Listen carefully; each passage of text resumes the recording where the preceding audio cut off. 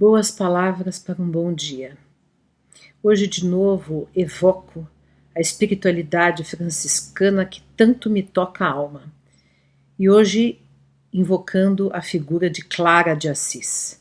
Santa Clara, a companheira de Francisco, aquela que percorreu o caminho junto com ele, apaixonando-se pela vida de pobreza, dedicação aos doentes, aos pobres, que partilhou dessa proposta franciscana de reviver o Evangelho na sua integralidade.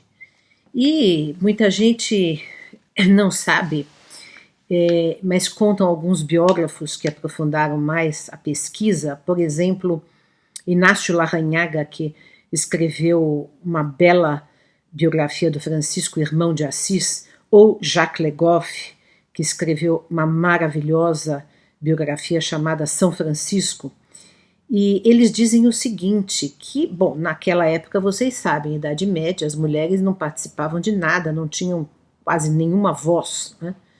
E quando a mulher se dedicava à vida religiosa, ela era enclausurada nos mosteiros, ela não podia sair, ela não podia pregar, ela não podia, enfim, ela não tinha uma voz na sociedade, né? E quando Francisco de Assis começou seu movimento, Clara foi uma das primeiras que o seguiu e ela participou de início, ela e algumas amigas suas participaram de início da proposta mesmo itinerante de peregrinos dos primeiros jovens de Assis, né, que iam visitando os leprosos, que iam ajudando as pessoas, que iam falando do evangelho nas praças. Só que, obviamente, com o passar do tempo, isso foi sendo reprimido, afastado, né? E hoje a história que muitas vezes se conta na Igreja Católica é que, desde sempre, Clara foi uma reclusa, né? Foi alguém que esteve o tempo inteiro no mosteiro. Depois, sim, ela se tornou uma monja, porque era a única alternativa na época de se ter uma atuação religiosa para as mulheres, né? Mas de início, né, a sua caminhada com Francisco foi lado a lado. Mas eu encontrei aqui, conheci há muito tempo, mas revivi procurando aqui na minha biblioteca, um poema, na verdade é uma série de poemas que se chama Pequeno Oratório de Santa Clara, da maravilhosa Cecília Meirelles. Está nesse livro aqui, né, mas está em outros também, nas obras completas dela, por exemplo, está. E eu vou ler alguns poemas hoje, na verdade, 4 poemas, né, que narram esse início do itinerário da Clara, né, junto a Francisco. Serenata. Uma voz cantava ao longe, entre o luar e as pedras, e nos palácios fechados, entregues às sentinelas, exaustas de tantas mortes, de tantas guerras, estremeciam os sonhos no coração das donzelas. Ah, que estranha serenata, eco de invisíveis festas! A quem se dirigiriam palavras de amor tão belas, tão ditosas, de que divinos poetas? Como as que andavam lá fora pelas ruas e vielas, diáfanas à lua, graves nas pedras. Convite.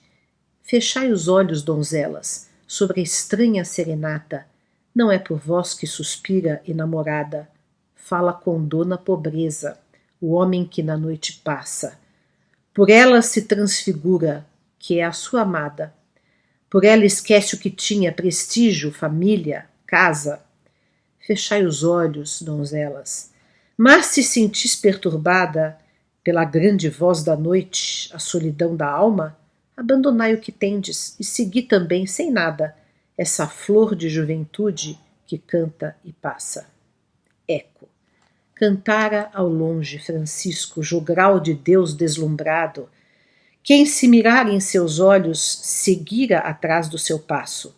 Um filho de mercadores pode ser mais que um fidalgo, se Deus o espera com seu comovido abraço.